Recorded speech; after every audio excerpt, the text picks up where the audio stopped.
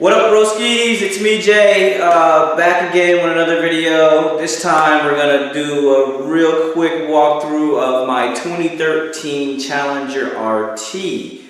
Yes, this is the actual car that you saw in video 1 where I'm going super slow down the track.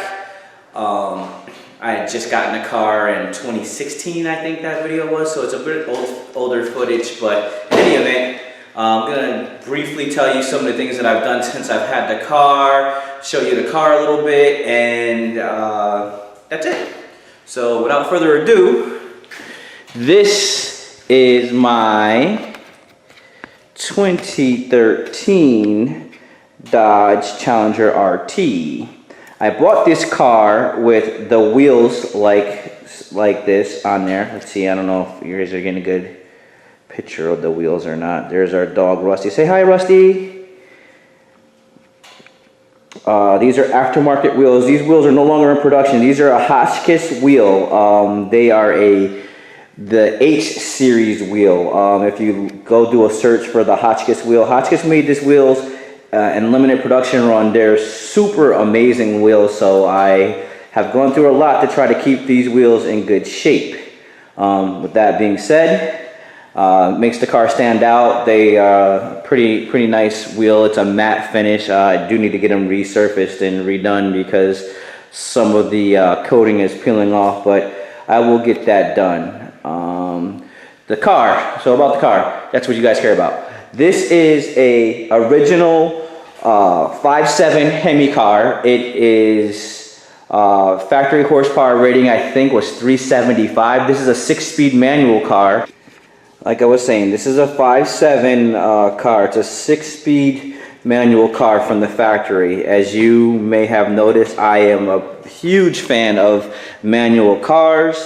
I bought this car with the K&N cold air intake on it.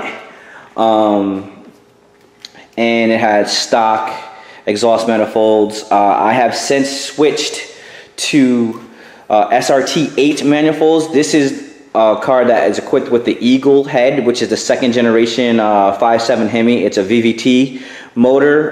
Variable valve timing is what VVT stands for. I have added to this car stuff that you can't see. One of the things I did add, I added a oil catch can. The Hemis are known for having a little bit of glow by, so that's a really cheap, cost-effective mod to do that doesn't give you horsepower, but saves you on engine longevity. So that's pretty cool. I added the Petty's Racing strut tower brace in the front. Helps out with cornering a little bit. I've also added Comp Cam's 270 cam along with PSI 1515 valve springs and retainers, titanium retainers, and the heads. There's been some head work. It's a stock Eagle intake manifold. I added a little bit of bling. I added the billet, let me see if I can get this off, the billet Mopar oil cap. I like it. It's kind of a cool looking piece. It's not necessary, but I like it. Hopefully that's showing on camera. I did a little bit of a dress up to the engine cover. Of course, those of you guys with sharp eyes will see that there's a lot of extra lines running on to it. I also have a Zex nitrous kit on here. I had a McLeod RXT clutch on there, supposedly rated to 1,000 horsepower. I had that in the beginning of the year, put it in January, and in June I burnt it up. Don't have a lot of good things to say about that particular clutch. McLeod wasn't very helpful with their customer service, so I went back to a stock clutch on it. So I'm currently running a stock twin disc Mopar clutch that comes in any 6-speed manual Challenger, to include the Hellcats, by the way. They have the same clutch, believe it or not. I added the little bling to the oil dipstick, nothing crazy. I also added a circuit boss. You can't see it, it's over here on that side. So that helps me power up my gauges that I have inside in the nitrous system. It's right over by the factory box. Maybe I'll probably do a write-up on that and a video on that in a future video. Well, Broski and I will do something along that lines for that. In addition to the Circuit Boss, I installed a N2MB wide open throttle box.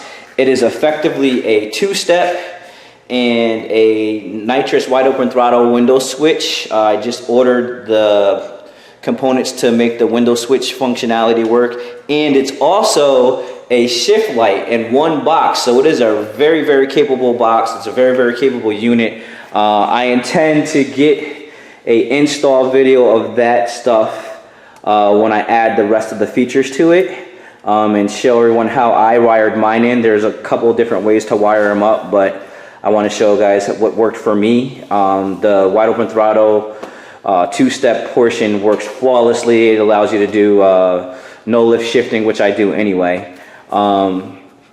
That's it for the under hood portion. Obviously you can't see the cam, but if I started, I'll give you guys a sound clip at the end and you'll be able to tell that it's definitely cammed.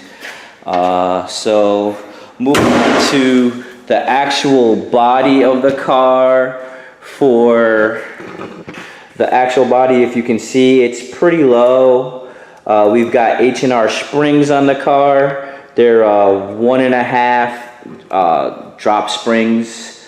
I love them. They make the car sit so much nicer than it did when I first bought it. No more 4x4 style. Interior wise, it's very much stock with the exception of I added, see if I can get this to show up. I added the Barton shifter with the Speed Dog button. I used that to hold my line lock, which, I added that as well. I added a line lock to it. Then we have, let's see, I'm gonna have to pause this for a second to show you how I laid out my nitrous setup. So interior wise, let's see if this is gonna show up or not. Oh, there we go. Interior wise, we have the purge button right here. We have the button for powering on the nitrous system. This is arming the purge system. This is arming the bottle warmer, and this is arming the line lock. So that's that. Once I arm the line lock, I put it in second gear. I hold this button, let the clutch out, front brakes are locked completely, do my burnout, roll out, and get up on the two-step once I stage and let her rip. One thing I'll say is I did have the stock shifter when I first bought this. Then I went to the Hurst, which was a really big improvement over the stock shifter, but it was extremely noisy.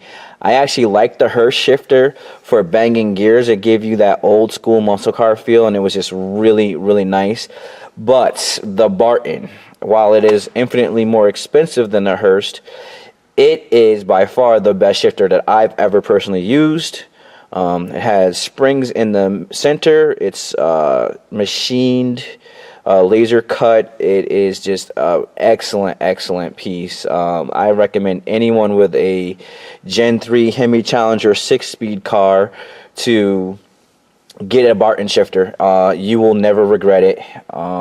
In order to help improve the shifting, I also did the clutch valve delete mod. If you go on any of the forums, that mod is out there. It's really simple. It just allows more flow to your throwout bearing, and therefore you can get better, quicker, smoother shifts. The only other addition to the interior is right here. We've got a PLX wideband O2 sensor that works if we fire it up. Let's see. Turns on. A little quick sound clip. Watch that come on. And it's on and working. In addition to the wideband, in addition to the cam and the exhaust, the SRT factory shorties. I also have a Corsa exhaust, so it's pretty calm. I like the way it sounds. There's the Corsa exhaust right there. Both sides obviously, but I'd have to walk around, and I'm in my garage, so that's kind of hard. Back here, pretty straightforward. Here's the nitrous bottle mount with the bracket on there. That bottle happens to be empty because I haven't refilled since the last time I was racing at the track. Got my helmet, jack stands. Pretty standard stuff. Last but not least, on the mods sides to this vehicle, which you can't see, are 2 additional mods that we've done. Well, I've done. Broski really didn't help me with this one too much. We have the solid urethane cradle bushings. We have a DSS drive shaft installed, and I have upgraded rear gears. The car comes originally with 392, 391 gears, and I have 429 gears in it. It's a little bit of a steep gear.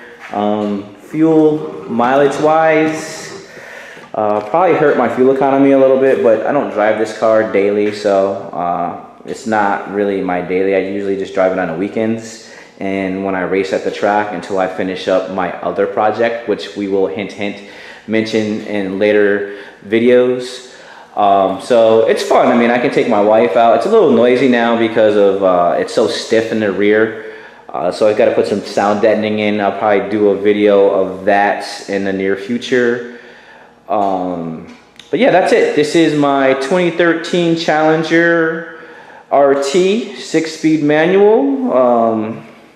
Another one of the vehicles that you'll see on our channel where we do mods and test products out on it as we can afford to buy them. If you like this video, click subscribe, comment, I don't know, over here, one of these ones, you know how I do it, one of these somewhere around here. And yeah, thanks for listening, thanks for watching, thanks for being a part of our channel. Hopefully we'll keep giving you better content, better as time goes on.